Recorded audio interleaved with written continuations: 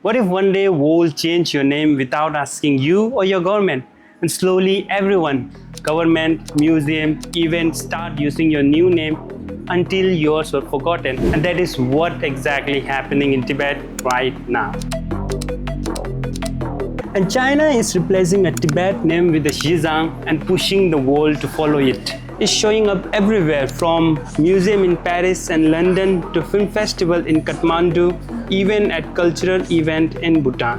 But here's the truth, Tibet is a century old, rooted in a Tibetan language and history.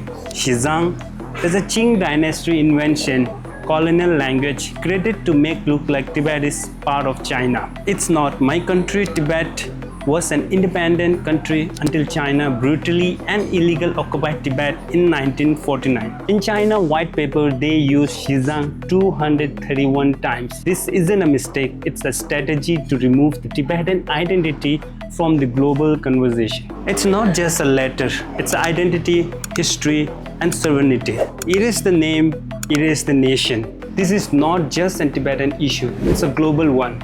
Because if one nation can erase another name, your country could be next. Whenever you see Xizang, correct it. Write Tibet, say Tibet, keep the name alive. Sign the petition and stand against the cultural erasure. Tibet is Tibet, Tibet is Phö, Tibet is my country, Phö Gelo.